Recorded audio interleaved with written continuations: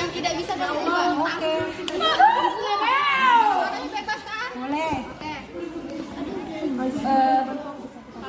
Mau sebanyak apapun kata-kata motivasi, kalau kamu tidak melakukan aksi itu hanya halusinasi. Oke. Jangan bawa ke terlalu jauh kalau bukan aku jalan. Bucin aku, Bu. Hanya ikan mati yang mengikuti arus. Oke. Artinya jangan mati. Halo. Ini. Jangan biarkan masa lalu menjadi pengaruh masa depan. Ayo siapa lagi? Ayo. Kebahagiaan dimulai dari diri sendiri, bukan dari orang lain. Oke. Hai Ibu. Oh, sederhana aja ya. Jangan bandingkan dirimu dengan diri orang lain, tapi bandingkan dirimu dengan diri sendiri. Dari kegagalan adalah awal dari kesuksesan yang besar. Aku terlalu serius buat kamu yang cuma modus.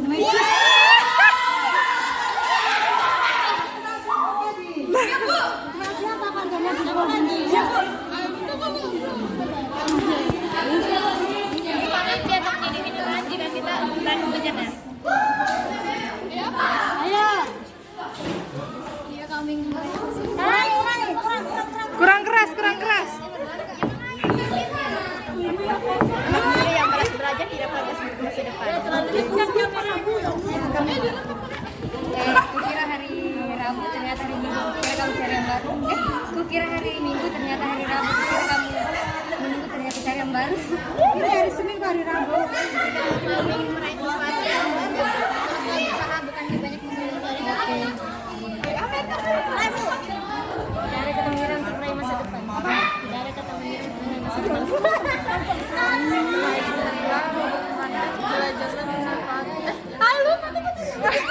Lupa.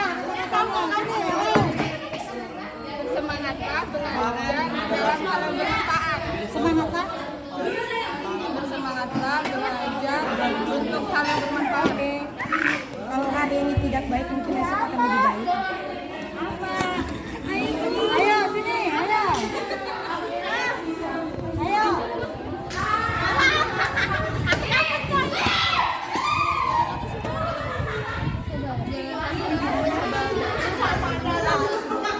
Oke.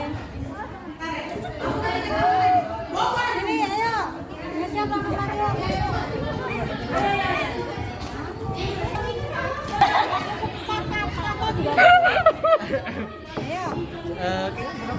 Yang keras.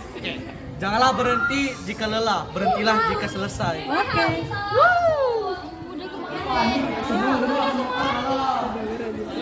Yang kemarin Hidup gue cuma sekali, sisa jadi lakukan apapun itu asalkan baik.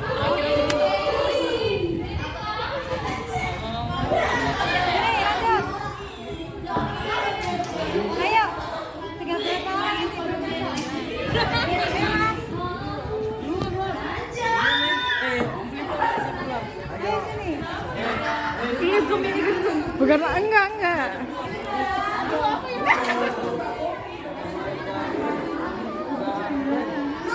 Ayo.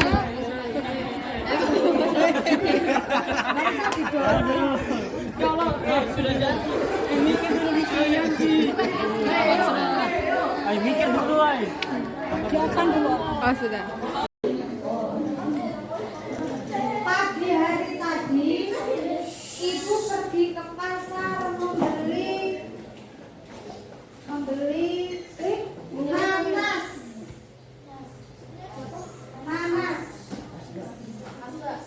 Tunjuk temanmu.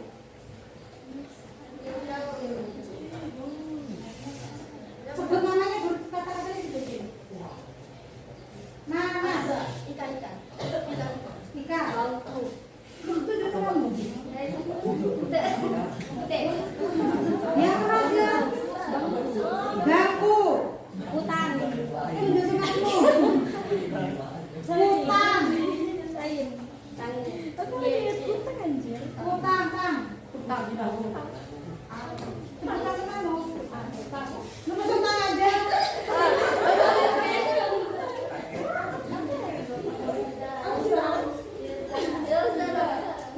Ya, apa? Tang apa dong? Tang aja.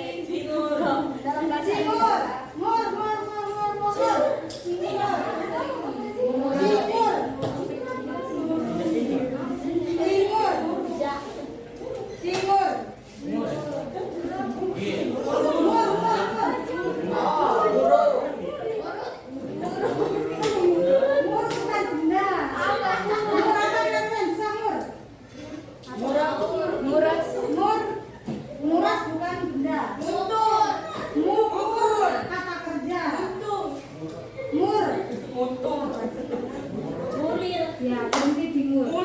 Nah, nanti mikir mulnya apa. Oke? Tepuk tangan untuk kita semua.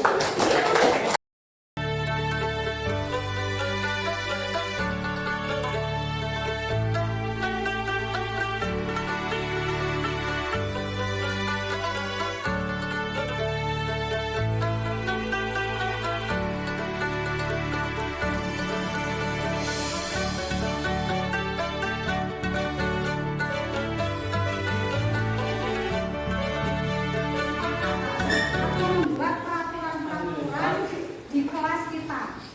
Oke? Karena di awal ajaran begini, di awal ajaran baru, kemudian kita juga di tahun yang baru, kalian juga baru gitu ya. Maka kita harus membuat kesepakatan.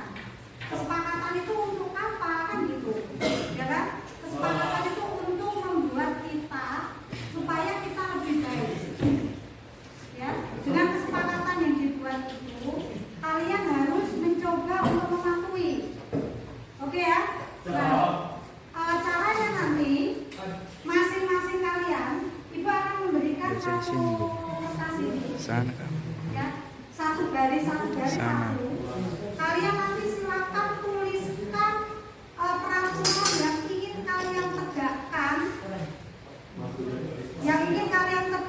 di kelas ini. Ya, hanya satu orang cukup satu. Jadi misalnya nih, mulai dari sini udah, UB menuliskan di sini. Yang ingin diterapkan di kelas ini apa? Contoh misalnya, saya ingin kelas ini disiplin, atau mungkin ditulis tidak datang terlambat. Satu, misalnya UB tulisnya satu aja. Nanti bawa ke belakangnya si Fergie tulis juga. Misalnya apa lagi? Tidak boleh tidur di misalnya gitu ya. Dan seterusnya. Oke? Paham? Waktunya gak usah lama-lama. Jadi masing-masing kalian menuliskan dulu keinginan kalian masing-masing. Nanti akan kita rangkum. Ya, akan kita rangkum menjadi satu. Gak perlu banyak-banyak, tetapi kita akan sepakati dan kita akan gunakan itu setiap harinya. Jadi kalau misalnya ada yang melanggar, misal ada yang tidur di kelas, padahal kita sudah sepakat bahwasanya kita tidak boleh tidur di kelas pada saat jam pelajaran misalnya. Maka kita akan lihat lagi kesepakatan kita ngapain. Tahu ya? Paham ya? Nah sekarang silakan ibu kasih nih satu dari satu, tuliskan satu-satu keinginannya sampai ke belakang. Oke? Ya. Satu aja ditulis ini ke belakang. Satu aja satu. Geng, lagi geng. Pas dulu. Satu orang cukup tuliskan satu aja. Baru kita akan rangkum yang menjadi kesepakatan kita bersama. Dan itu akan kita terapkan selama 1 tahun. Ya, silakan ibu. Nama tempat tidurnya pasti.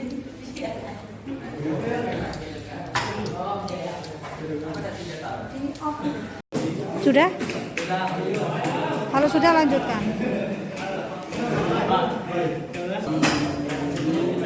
Sudah? Satu keinginan kalian. Setelah ini kita akan mencoba merangkum. Tapi ingat, ini merupakan kesepakatan kita. Oke? Ya, misalnya ibu coba bacakan dari apa yang sudah kalian tulis. 1. Disiplin waktu. Mengumpulkan tugas tepat waktu. Ya, artinya apa? Mengumpulkan tugas tepat waktu, disiplin waktu itu kan satu harapan yang sama ya. Nih, jadi untuk membuat kesepakatan kelas itu, setelah kalian menuliskan satu persatu begini, kita akan bisa rangkum. Semua sepakat dengan disiplin. Disiplin itu 1 poin kebajikan, ya kan? Cakupannya luas. Disiplin waktu,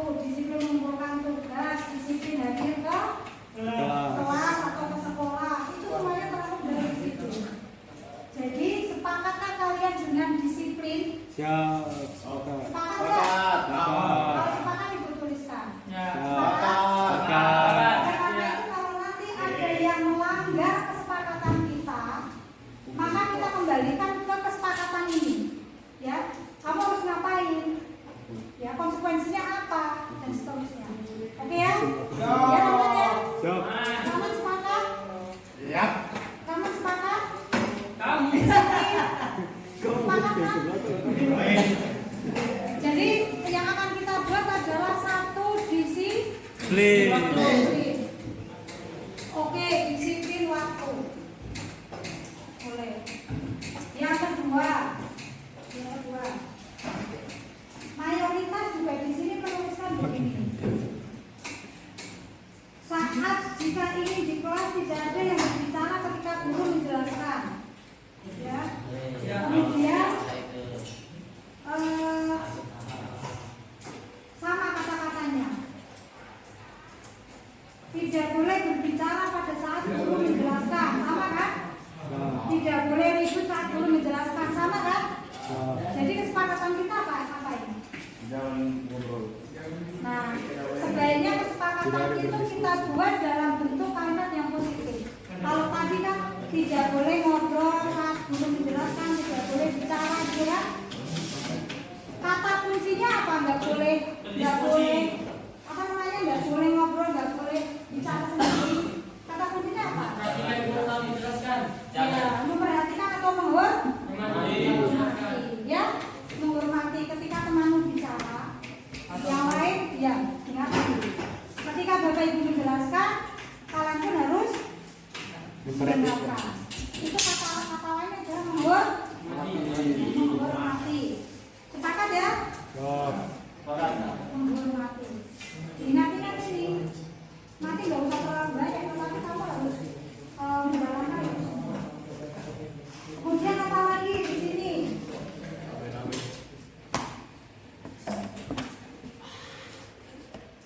Saya tidak ada yang merusak alat sekolah atau mencoret-coret meja. Ada yang suka mencoret-coret meja? Tidak boleh tidur. Kepala tidak boleh di atas meja. Tidak boleh makan pada saat dalam pembelajaran. Jadi apa itu? Kata kuncinya apa? Kata kunci yang mana apa? Harus mengerjakan tiket sebelum guru masuk. Nah. Nih juga tiket sebelum kalau guru belum masuk kelas harus dalam kondisi bersih. Berarti apa kata-katanya? Menjaga kebersihan kelas. Menjaga kebersihan kelas. Oke? Siap. Menjaga kebersihan kelas. Ada yang lain selain ini? Ada yang lain? Tidak ada? Sepertinya yang kalian tuliskan kurang lebih begitu. Kesehatan langsung masuk kelas, berarti terkait dengan disiplin.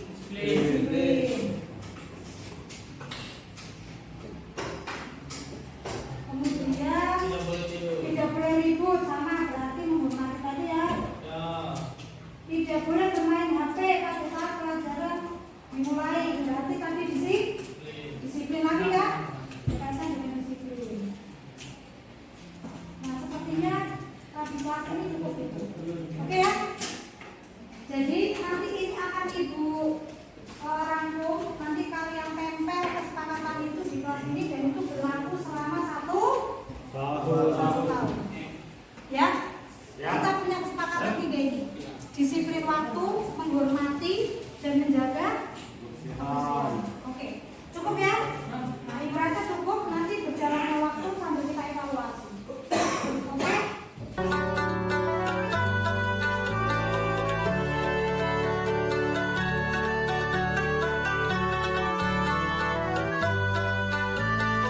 Warahmatullahi wabarakatuh. Waalaikumsalam. Kami dari kelompok 3 ya. Kelompok 3 akan mempresentasikan hasil kerja kelompok kami. 1. Guru tugasnya mendidik, mengajar, membimbing siswa, memberi teladan, menjadi fasilitator dan motivator, menegakkan peraturan, memberi nilai. Murid tugasnya 1. Belajar, 2. Mengerjakan tugas atau PR, 3. Mendengarkan penjelasan guru, 4. Melaksanakan instruksi kelas, 5. Mentaati peraturan, 6. Bersihkan kelas. 6 apa tadi? Yang ke-6 apa? Gimana? Yang ke-6? Membersihkan kelas. Oh, membersihkan kelas. Bukan. 1. Memaksa murid. Oh, dia. 2. Mengerjakan tugas murid. 3. Menyakiti atau disakiti. 4. Memarahi murid. 5. Merapikan barang-barang murid. Yang dari kami Belum.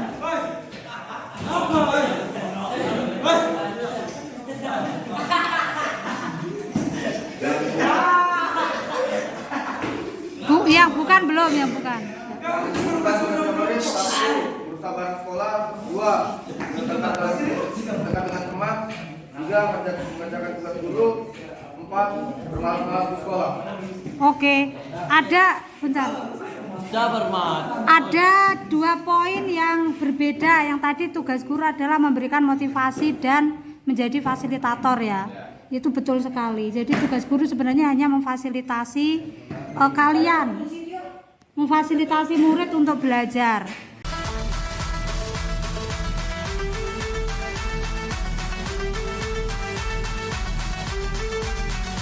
Hari ini Ibu akan menyampaikan sedikit terkait dengan kebutuhan dasar manusia, ya kan? Kita kan manusia nih, ya kan? Kalian manusia bukan? Iya. Ada manusia? Semua manusia. Setiap manusia itu punya kebutuhan, ya kan? Contohnya apa? Makan, minum, napas, berpikir, jalan seterusnya ya. Kamu butuh belajar. Kalian butuh teman. Kalian butuh apa namanya? Kalau di dalam pembelajaran misalnya ada yang nilainya 100, ada yang 60. Kamu butuh pengakuan kalau itu nilainya 100? Butuh nggak? Kalian butuh refreshing? Butuh. Itu semua itu ternyata terangkum dalam kebutuhan dasar manusia. Jadi manusia seperti ibu nih, kalian gitu ya, itu juga punya kebutuhan. Kebutuhannya ada 5 kebutuhan dasar, ya. Yang sebenarnya kebutuhan dasarnya harus kita penuhi, gitu. Kalau nggak terpenuhi bagaimana? Misalnya, setiap hari kalian makan, ya kan? Kalau misalnya seminggu tidak makan, apa yang terjadi? Lapar, loyo, mau beraktivitas? Nggak ada, ya kan Pak Rezi? Ya Pak Rezi ya Pak Ras ya.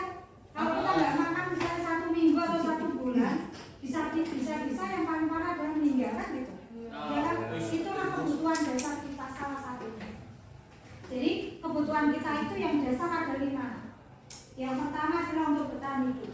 Contohnya tadi, ya makan, ya minum, ya kan, dan seterusnya. Kemudian yang kedua, manusia itu juga punya kebutuhan dasar yaitu kasih sayang. Kamu punya orang tua kan? Saya kalau orang tua kalian. Punya teman kan? Misalnya nih, Maria, satu kelas ini nggak ada yang mau berteman. Apa yang terjadi?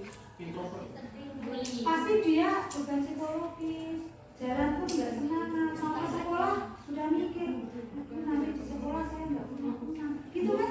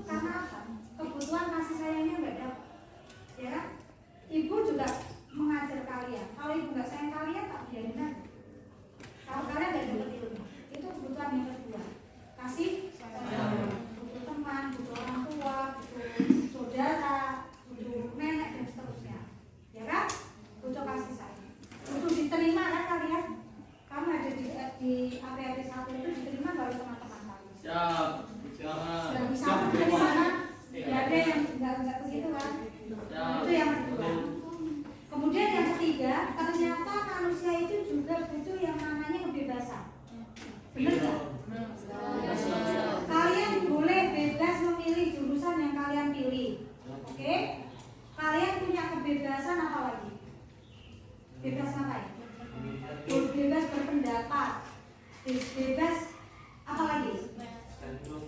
Apa? Bertahan hidup. Bebas memilih. Kita mau pemilu nih, ya kan? Apakah semua dipaksain pilih nomor 1? Kita juga butuh yang namanya kebebasan, ya kan? Kemudian yang keempat, kita juga butuh yang namanya kesenangan, ya kan? Hari Minggu waktunya kamu refreshing jalan-jalan, kamu seneng nggak? Hari ini ayo pelajaran matematika, kita mau menghitung perang yang ada di lautan, misalnya. Senang nggak? Bisa nggak kamu menghitung? Ya, bisa kalau kita cuma ngambilnya sampel gitu. Kalau mau menghitung semuanya ya terasa amat sulit, ya kan? Belum yang biasa-biasa. Tetapi kita butuh yang namanya kesenangan, refreshing. Senang, posisinya senang. Kamu jalan-jalan kemana, senang nggak? Senang. Ibu yakin senang dibandingkan duduk manis belajar matematika, ya kan? Nah, kemudian yang terakhir nih, kebutuhan manusia yang terakhir adalah kita butuh yang namanya pengakuan. Pengakuan itu contohnya tadi si siapa tadi yang di sini, Claudia anak Tasik, ya kan? Dia butuh diakui bahwa dia itu anak Tasik, ya kan?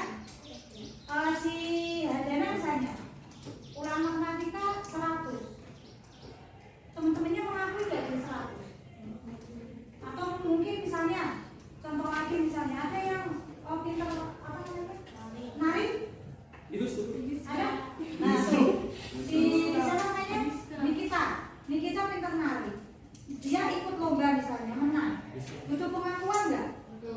Oh ternyata Nikita ini dia punya bakat nari gitu. Akhirnya teman-temannya harus mengakui, ya kan? Dan Nikita pun juga butuh ini loh, saya dapat juara 1 tingkat internasional nari tradisional. Itu adalah kebutuhan kita. Dan itu naluriah, ya kan? Naluriah sekali. Kita butuh pengakuan, butuh makan, butuh kesenangan dan seterusnya. Oke ya? Paham ya? Jadi kita ada 5 kebutuhan dasar. Nah hari ini kalian ibu minta silakan memilih. Ada beberapa pernyataan di sebelah sini. Kalian tinggal melingkari apa yang terjadi pada diri kalian. Gak perlu nyontek. Ini gak ada benar, gak ada salah. Oke? Jadi kalian tinggal membulat-bulatin boleh, silang boleh, sesuai dengan kondisi kalian masing-masing. Oke? Kalau sudah, ini di sini ada 40. Ada 40 pernyataan. Ya kan? Dari 40 itu, setelah selesai kamu kerjakan semua, silakan di bagian paling bawah itu ditulisi 1, 2, 3, 4. 1 itu maksudnya setelah kalian selesai mengerjakan, jumlahkan nilai-nilai yang kalian kerjakan itu dari poin 1 sampai 10. Itu nomor 1. Jadi 1 totalnya berapa? Ya, nomor 1 sampai 10. Kemudian yang 2 itu 11 sampai 20. Yang ketiga berarti 21 sampai 30, dan yang terakhir 31 sampai 40. Paham? Ibu pengen mengetahui kalian itu sebenarnya dominan kebutuhan dasarnya yang mana? Kan masing-masing pasti beda tuh. Ada yang butuhnya kasih sayang misalnya. Ada yang butuhnya pengakuan. Ada yang butuhnya mungkin kebebasan lebih banyak. Saya tuh lebih senang kalau tiap hari jalan-jalan dulu. Ya kebutuhan kesenangannya mungkin akan lebih dominan. Paham ya? Baik. Ini hasil kalian ini nantinya sebenarnya menjadi dasar kalian bahwasannya prioritas kebutuhan kalian itu apa, ya kan? Kalau kalian tahu kebutuhannya apa, maka kalian harusnya berusaha untuk memenuhi kebutuhan itu. Misal Aprilia Maulida, ini yang dominan adalah nomor 1 dan nomor 4. Nomor 1 tadi tentang kasih sayang, artinya Maulida ini butuh kebutuhan, ya kebutuhan dasarnya lebih dominan, butuh kasih sayang. Kita bertahan hidup, ya bertahan hidup, bertahan hidup. Yang kedua kebutuhan tentang kasih sayang untuk diterima, ya kan? Yang ketiga tentang kebebasan. kebebasan. Kebebasan. Yang keempat tentang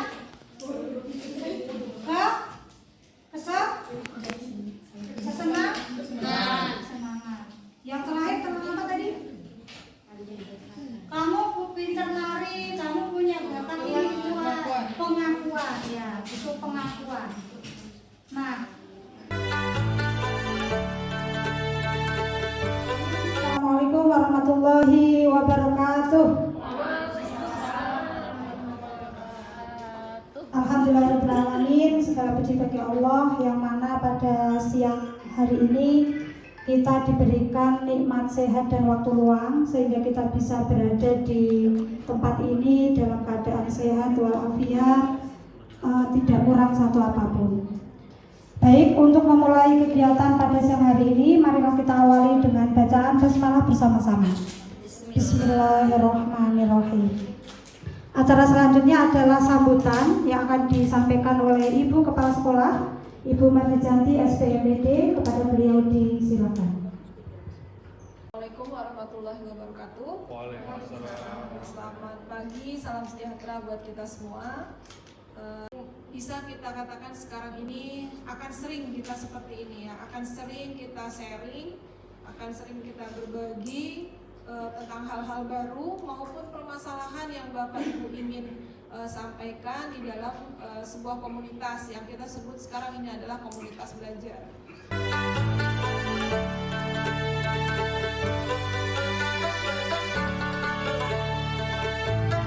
Bismillahirrahmanirrahim.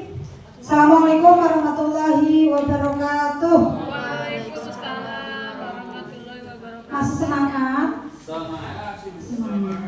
Sebelum saya memulai kegiatan diseminasi ini, saya mau ada sedikit pantun. Kalau ini saya bikinnya tadi waktu di kelas bunyi. Belum cakep lah Bu. Saya bikin sangat betul cakepnya. Makan nasi pakai teri. Ya. Enak. Makannya di pagi hari. Karena nggak sempat masak. Selamat datang para peserta diseminasi budaya positif, insya Allah selalu dinanti. Baik Bapak Ibu semuanya yang saya hormati, terima kasih atas kehadirannya dan atas kesempatan yang sudah diberikan. Insya Allah hari ini kita akan berbagi praktik baik ya terkait dengan apa yang selama ini sudah saya dapatkan dan insya Allah sudah mencoba saya lakukan. Sudah banyak yang kita ketahui tadi, ada disiplin positif, ada keyakinan kelas, ada restitusi yang tadi sudah kita sampaikan ya. Maka langkah berikutnya adalah yang akan saya sampaikan adalah terkait dengan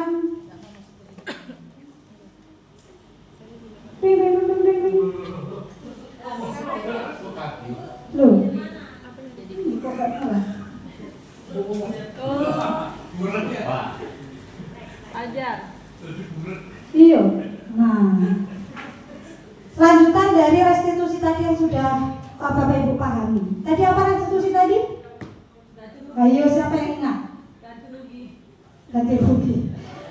Restitusi tadi apa? Pemulihan nama baik, versinya Bu Sarita gitu ya. Ya, apa tadi coba? Ingat ya? Kesempatan diberikan kepada Ya, bagaimana memberikan kesempatan kepada siswa untuk memperbaiki kesalahannya gitu ya.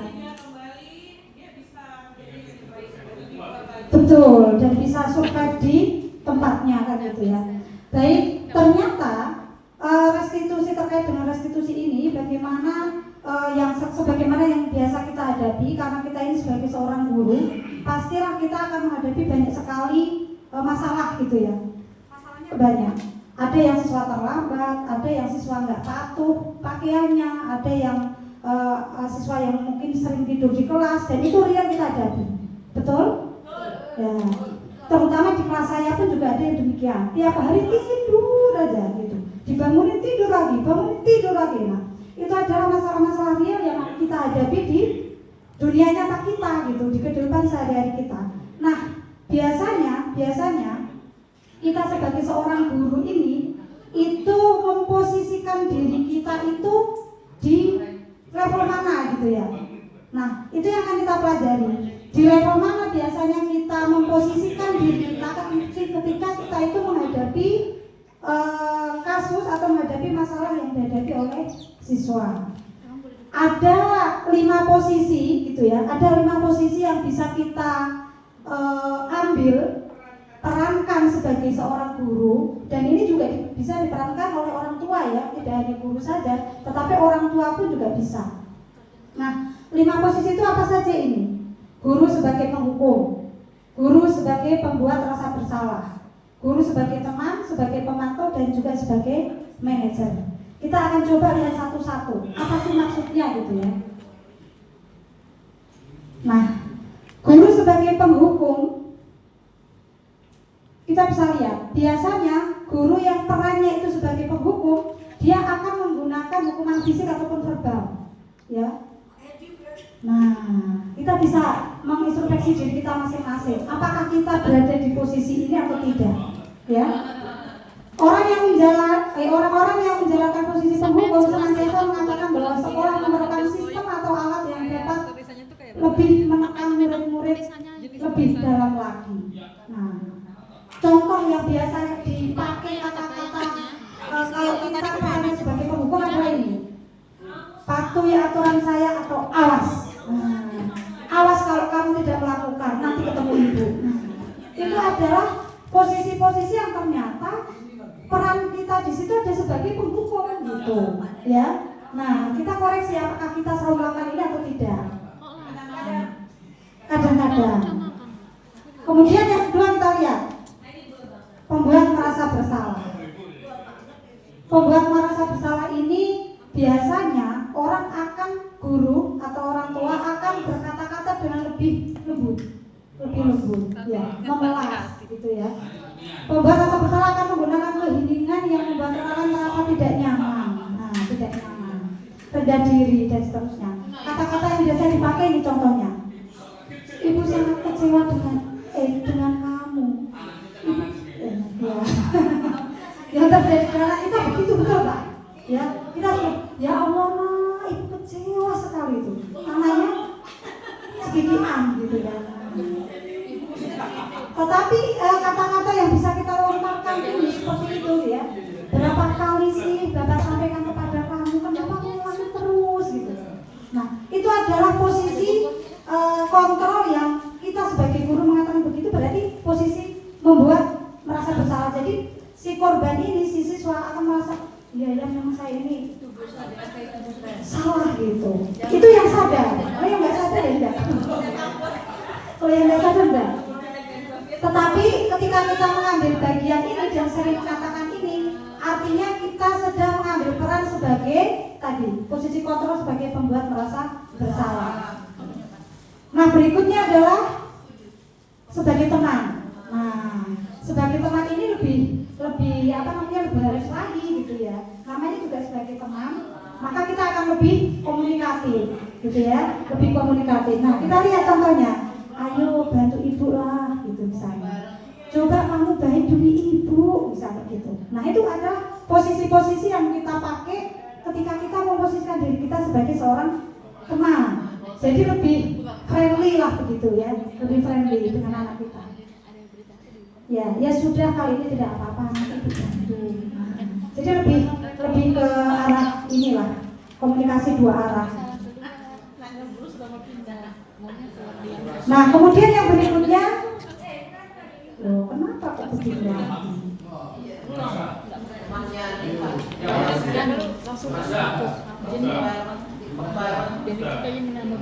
Ininya error. Oke. Selanjutnya adalah posisi yang keempat tadi adalah sebagai pemantau ya. Coba kita lihat. Kalau sebagai pemantau, maka peran guru ini adalah memantau, ini juga memantau ya, mengawasi. Kalau peran mengawasi ini dia akan lebih kepada melihat ke sanksinya bagaimana, konsekuensinya bagaimana, peraturannya bagaimana gitu gitu ya. Nah, kemudian sebagai pemantau ini dia akan lebih mengedepankan data dan fakta. Misal, ada anak yang terlambat jam 7.15 datang. Assalamualaikum, waalaikumsalam. Sekarang jam berapa? Jam 7.15. Tahu peraturannya terlambat berapa menit? Siap 15 menit. Nah, jadi dia akan lebih mengedepankan kepada data ya, data. Oh, terlambat 15 menit ya, dicatat dan seterusnya. Ini berarti kita sedang berada di posisi sebagai pemantau. Next ya. Berikutnya adalah sebagai manajer. Kalau sebagai manajer kita lihat posisi di mana guru berbuat sesuatu bersama dengan murid, mempersilahkan murid mempertanggungjawabkan perilakunya, mendukung murid agar dapat menemukan solusi atas permasalahannya sendiri. Jadi posisi manajer ini adalah posisi yang kita pakai, yang kita perankan di mana kita melibatkan murid. Dan untuk mencari solusi kita mencari komunikasinya dengan murid supaya murid ini yang mencari solusinya sendiri gitu. Ya, misalnya terlambat tadi, kamu terlambat kenapa kok terlambat? Siangan. Kenapa kok bisa kesiangan gitu?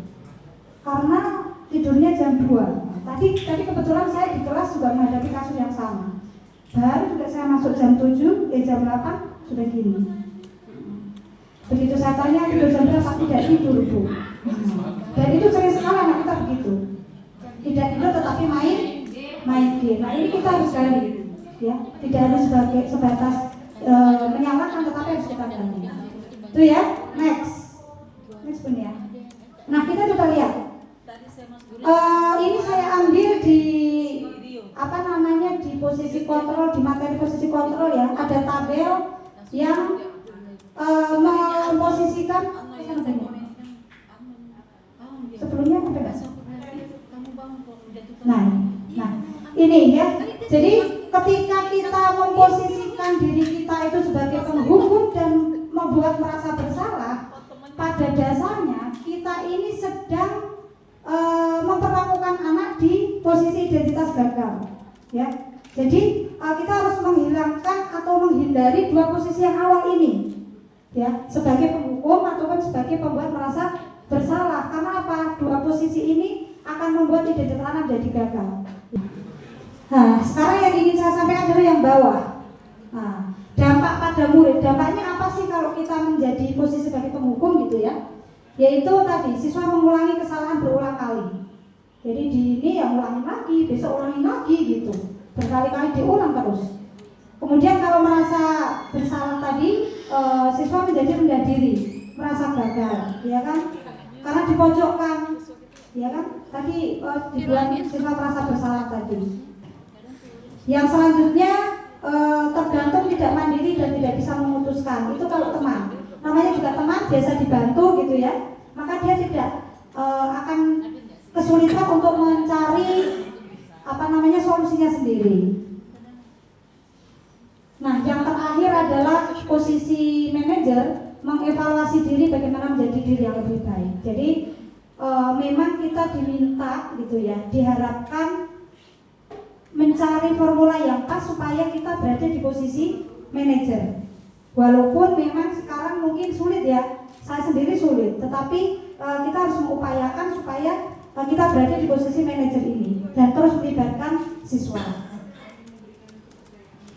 Betul, ya, memberikan kepercayaan pada siswa. Nah, sekarang yang terakhir tuh berkaitan dengan dunia berkualitas. Sebelumnya benar. Berkaitan dengan dunia berkualitas. Ada yang tahu dunia berkualitas? Ternyata cara-cara kita memposisikan diri kita itu ada kaitannya dengan dunia berkualitas. Ada yang tahu dunia berkualitas seperti apa? Bu Eva? Dunia berkualitas apa? Dunia berkualitas. Nah, apa yang dibenar?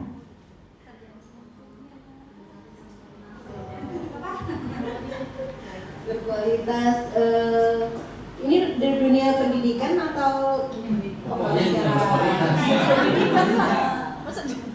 mendekati alam gaib? Berkualitas dari sisi gurunya, itu siswanya, dan prosedur atau Ya, murid meletakkan guru di luar dunia berkualitas loh. Ternyata murid kita Bapak Ibu ya, murid kita itu bisa memposisikan diri kita loh di hati mereka gitu. Ya apa tuh? Jadi apa hubungannya dengan dunia ini? Murid meletakkan guru di luar dunia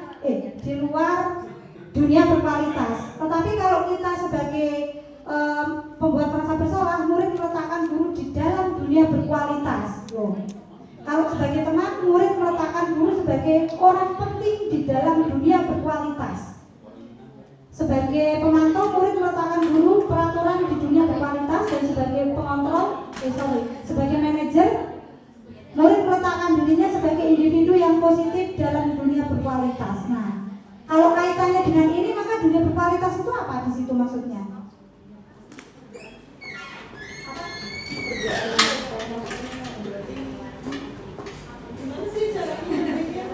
Gimana?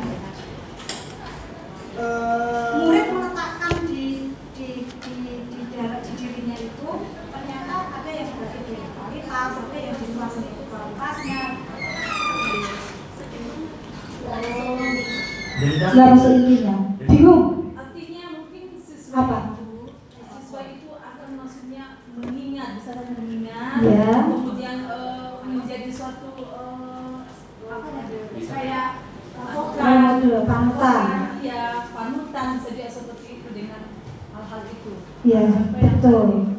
Jadi berkaitan dengan dunia berkualitas ini maksudnya adalah ketika kita memposisikan murid itu dengan posisi terbaiknya, tapi sebagai manajer gitu ya, maka murid akan memasukkan peran itu ke dalam dirinya gitu. Sehingga apa? Sehingga peran yang dilakukan guru tadi mendapat porsi tertentu di pikirannya. Itulah dunia berkualitasnya gitu. Ya, berbeda dengan ketika murid nggak punya kenangan gitu. Dan kenangan itu kan bisa positif, bisa negatif kan? Ya, kita bisa flashback ke belakang misalnya. Selama perjalanan menempuh pendidikan ini, adakah sesuatu yang melekat di hati kita, yang betul-betul kita ini mengingat betul gitu? Ada nggak? Pasti ada kan? Nah, sebenarnya itulah dunia berkualitas. Jadi dunia berkualitas itu adalah kalau boleh saya ibaratkan seperti album di pikiran gitu. Namanya album itu kan terbatas ya, nggak mungkin semuanya masuk gitu kan. Jadi hanya porsi tertentu lah yang dia akan menduduki betul-betul dia kualitas di pikirannya. Paham ya Bapak Ibu ya?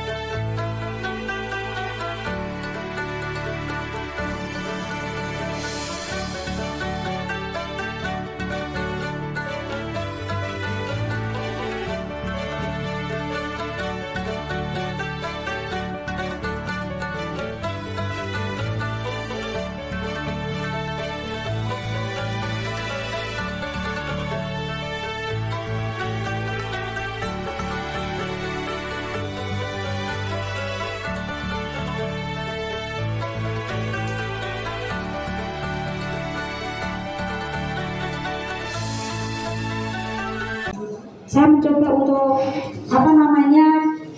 membuat supaya Wahid ini tidak tidur, kemudian tetap mengikuti pembelajaran. Bukan berarti saya keluarkan atau tidak, tetapi tetap ikut di pembelajaran. Nah, ini solusi yang saya coba kerjakan gitu ya.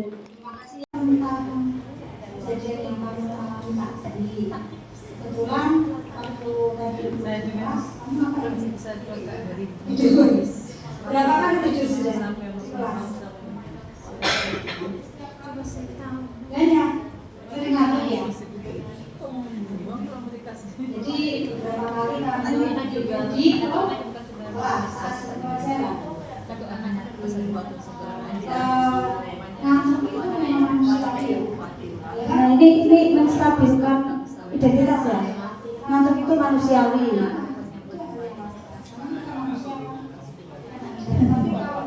Tidur sebagai siswa kemudian ngantuknya terus-terusan, berarti ada sesuatu yang perlu diperbaiki di depan, ya kan? Apa namanya sesuatu ini harus belajar. Kalau misalnya kamu ngantuk, berarti kan mungkin ada hal yang bisa dilakukan sama kamu, ya kan? Kamu ngantuk itu pasti punya ini yang punya alasan. Nah, ini validasi tindakan bersalah. Tidur.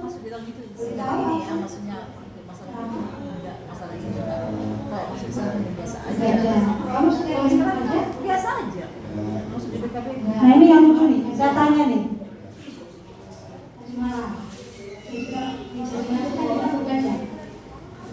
Awan jawabnya enggak.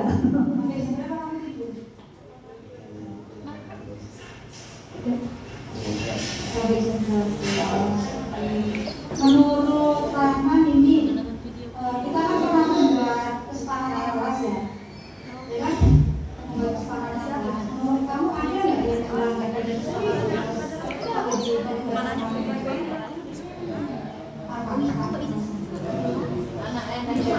kelas, ya kan? Oke. Soalnya apa? Nah, ini menanyakan ini ya, keyakinan kelasnya. Ya.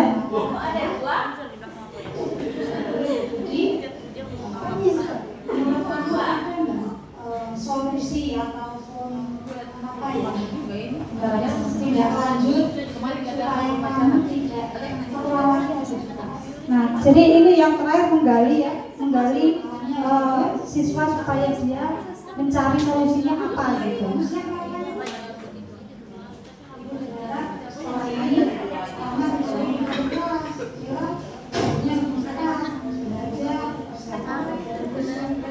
Oke ya, aman siap melakukan itu. Mudah-mudahan usaha ini kamu bisa Oke, terima kasih.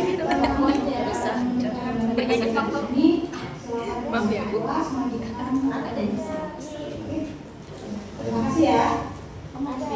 Ya. Seperti itulah kira-kira mungkin alurnya gitu ya. Alurnya. Jadi sekali lagi Bapak Ibu, di poin yang saya sampaikan tadi adalah bagaimana kita mencoba memposisikan kita sebagai guru gitu ya. Apakah sebagai penghukum, membuat merasa bersalah, teman, pemantau atau manajer. Tapi kita berusaha untuk berada di posisi tertinggi yaitu manajer. Tujuannya untuk apa tadi? Tujuannya untuk apa tadi? Apa tadi Bu Rasdan? Tujuannya tadi untuk apa? Kenapa kita harus memposisikan di posisi manajer tadi? Supaya siswa mandiri. Ya betul. Kita akan menciptakan siswa yang mandiri, bertanggung jawab, ya kan? Dan posisi itu untuk mencapai itu memang tidak mudah, ya. Tetapi kita akan insya Allah akan selalu berusaha untuk ke sana. Baik Bapak Ibu, demikian yang bisa saya sampaikan ya terkait dengan budaya positif tentang segitiga restitusi dan juga posisi kontrol. Mudah-mudahan apa yang saya sampaikan itu bisa memberikan manfaat untuk saya pribadi dan juga teman-teman. Mari kita bergerak bersama untuk mewujudkan budaya positif di SMK Negeri 2 Bontang. Akhirul kalam, wassalamualaikum warahmatullahi wabarakatuh. Semangat siang. Semangat pagi. Pagi luar biasa. Ada yang mau ditanyakan, Bapak Ibu? Itu harus urut nggak sih di restitusi dari menstabilkan integritas, validasi kesalahan yang apakah harus urut seperti itu? Menurut Bapak Ibu bagaimana? Dalam penerapan segitiga restitusi tadi yang mulai menstabilkan identitas, validasi tindakan bersalah, kemudian terakhir adalah menanyakan keyakinan, apakah harus urut? Kenapa? Mengikuti kondisi saat itu. Mengikuti kondisi saat itu. Karena kan kita nggak tahu ekspresi anak-anak seperti apa ya ketika kita tanya. Mungkin ada yang tiba-tiba histeris, ada yang tiba-tiba nangis, ya kan? Kita kan nggak tahu. Jadi Ada yang lain? Kalau menurut Bu Nasda tidak harus. Ada yang lain? Harus urut nggak? Mulai dari menstabilkan dan seterusnya. Ya. Ya. Ya, jadi dalam penerapannya memang sebaiknya mengikuti alurnya itu. Kenapa? Karena kalau tiba-tiba kita loncat, gitu ya, langsung tanya keyakinannya. Sementara anak masih gini, ya, masih kondisinya belum slow, maka kita tidak akan kena. Apa yang kita harapkan anak supaya dia itu mandiri, bertanggung jawab, bisa menyelesaikan solusinya itu tuh nggak akan kena. Ya kan? Jadi sebaiknya memang sesuai alurnya. Menstabilkan dulu, kalau sudah slow kondisinya, psikologisnya sudah kena, gitu ya, baru dilanjutkan ke level berikutnya.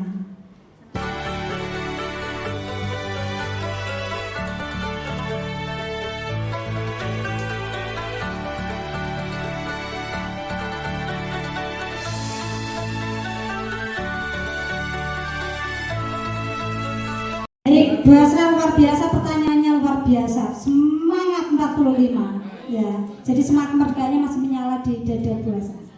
Ya. Baik, terkait dengan refleksi, sebenarnya itu adalah refleksi untuk diri kita masing-masing ya Bapak Ibu ya.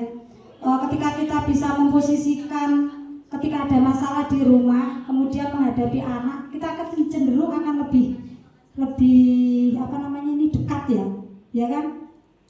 Lebih dekat. Tetapi kalau di sekolah ya betul sekali Bu Asra, kita ketemu anak-anak sudah besar, kita nggak tahu latar belakangnya, kita nggak tahu seluk beluknya seperti apa gitu ya. Tetapi ketika kita bisa memposisikan diri kita ketika anak menghadapi masalah, itu sama seperti ketika kita menghadapi masalah di rumah, itu akan lebih baiknya kan gitu. Tetapi sulit nggak? Sulit Bu, sama saya juga sulit.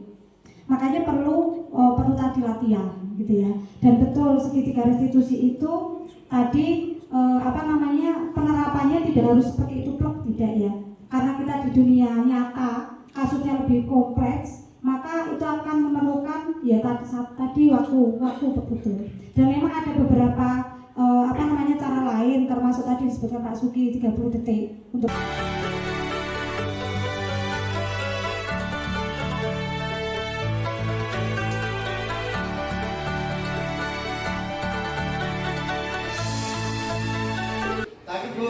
sakit apa dia?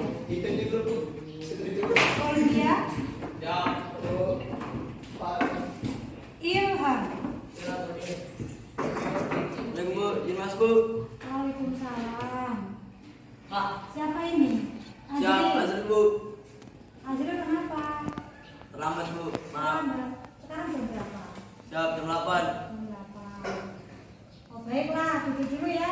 Siap. Nanti setelah pelajaran ibu, kamu ke ruangan. Oke? Siap Bu. Ya, silakan duduk dulu. Ikuti Bu. pelajarannya.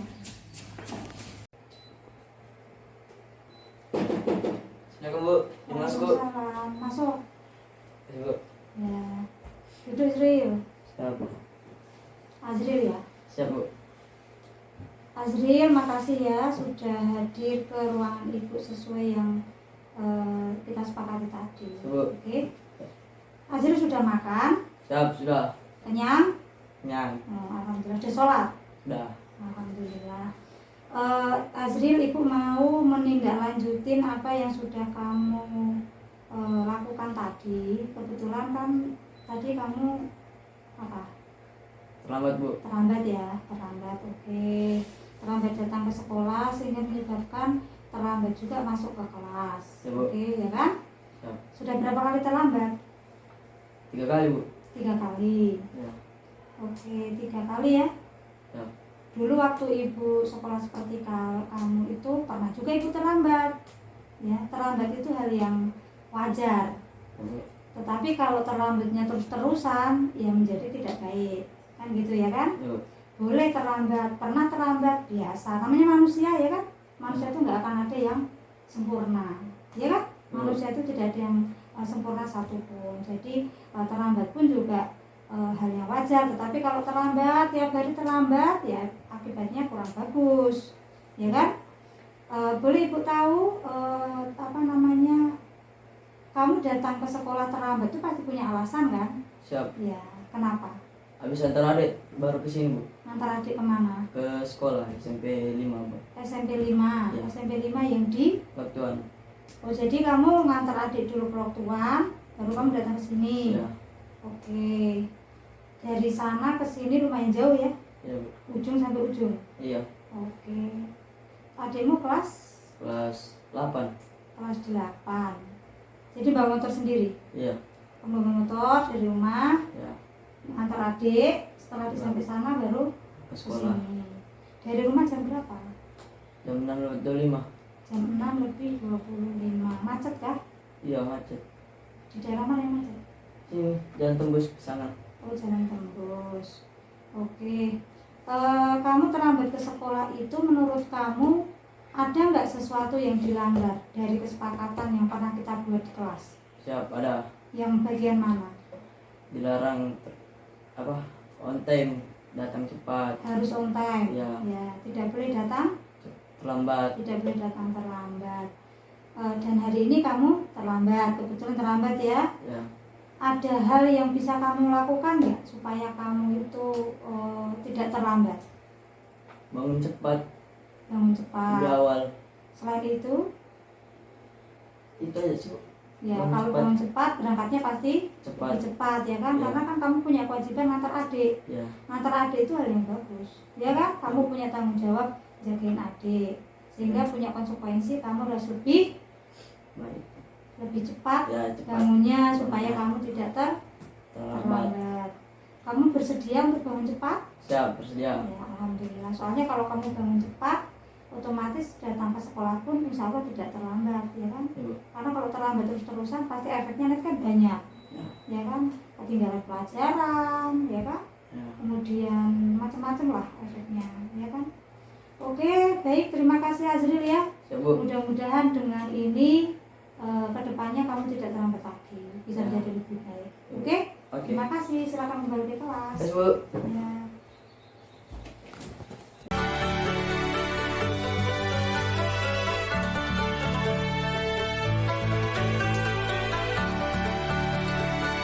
Warahmatullahi wabarakatuh. Perkenalkan, nama saya Abdul Rahman Wahid dari kelas 10 TKPI.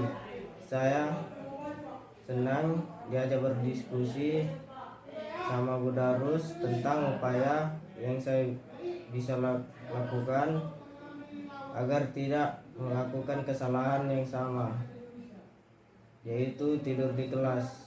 Demikian, terima kasih. Wassalamualaikum warahmatullahi wabarakatuh. Assalamualaikum warahmatullahi wabarakatuh. Saya Muhammad Azrul Amin dari kelas TKPI. Saya senang diajak berdiskusi dengan Ibu Darus tentang solusi atau usaha agar saya tidak datang terlambat lagi. Demikian, terima kasih.